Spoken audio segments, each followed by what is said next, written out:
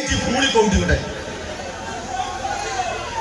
আচ্ছা এই দেখ বিশ্বাস কর তমরি পাই কলা লোকটা ভগবান ଦେଇଦେଲେ ନାଲି ଆମ୍ବ ଆପଣ ମାନେ ମିଶିକିରି ଚିହ୍ନି ପାରିବେନି ବୋଲି এই ନାଲିଟା ପିନ୍ଧିକି ଆଇଛି।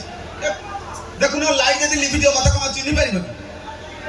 ଆଚ୍ଛା ହଉ ମୋ ଛୁଆମାନଙ୍କ ପାଇଁ ଗୋଟେ ଜୋରଦାର ତାଳି ହେଇଯାଉ। ବାପା ମା ମାନେ ଆଇଛନ୍ତି ସମସ୍ତେ ଆଇଛନ୍ତି ଛୁଆମାନଙ୍କୁ ନେଇକିରି ଆଇଛନ୍ତି। ଭାଇ ମୋ ଠୁସି ବହିଛି ଏଇ ଫଗଣରେ ତାର ବାହାଘର ହେଇଯିବ ଫାଇନାଲ ଗୋଟେ ଗୀତଟା ଗାଇଯିବ। ଆଚ୍ଛା ସମସ୍ତେ ସାଇରି ଫାରି ମାରୁଛନ୍ତି ଆକାଶେ ଚନ୍ଦ୍ରମା ଜଳରେ କଇଁ ଅଧା ଦୂରୁ ତତେ ଦେଲିନି ଛୁଇଁ ଆଲୋ ସବୁ ତ ରେଡି ହେଲା ତ ମଥାରେ ସିନ୍ଦୁର କୋଉ ଗଗଣିଛା ନେଲା କିନ୍ତୁ ଏମିତି ସବୁ ସାଇ ମାରୁଛନ୍ତି ସେଗୁଡାକ ଆମର ହବନି।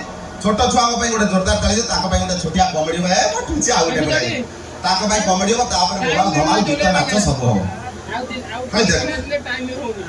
ମଝି ମୁଣ୍ଡଟାକୁ ପିଟି ଦେବି ବଡା କମେଡି ପାଖରେ। ଆଚ୍ଛା ବଡ ବୋଉ ମୋ ଘରେ ଇଏ ରଖେଇ ଦେବେ ନାଇଁ ଖାଲି କମେଡି ପାସ୍ କରିବେ। ମୁଁ କାହିଁକି ସେ କମେଡି ଭିତରେ ପଶିଥିଲି ଭଲ ଗୋଟେ କ୍ୟାରେକ୍ଟର କରିଥିଲେ ଭଲ ହେଇଥାନ୍ତା।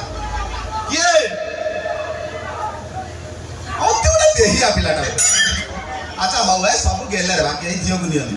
ଆଚ୍ଛା କଣ ହେଇଛି ବିଶ୍ୱାସ କରିବେ ଆଜିକାଲି ଯୋଉ ସିଷ୍ଟମ ମୋ ଭାଇ ଭଉଣୀ ଠିଆ ହେଇଛନ୍ତି।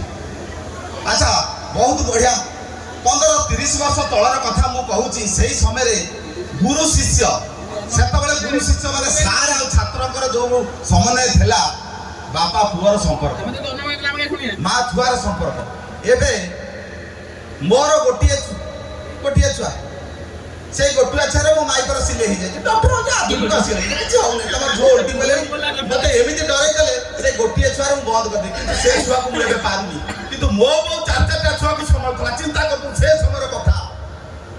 ମୋ ବୋଉ କହିଲା ସାରେ ପୁଅକୁ ଯେତେ ପାରିଲେ ମାରନ୍ତୁ ପାଠ ପଢିବା ଦରକାର।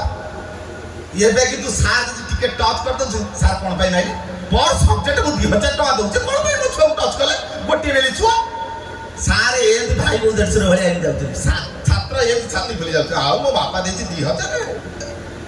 ଏବେ ସେଇଭଳି ପାଠ ଯାହା ହେଲାଣି ଆପଣ ଜାଣିଥିବେ ମା ଗଙ୍ଗେଇ ବି ଜଣା ମତେ ପଇସା ଦିଅନ୍ତୁ ମୁଁ ସାଙ୍ଗେ ସାଙ୍ଗେ ଡକ୍ଟରେଟ୍ ସାର୍ଟିଫିକେଟ୍ ଦେଇଛି।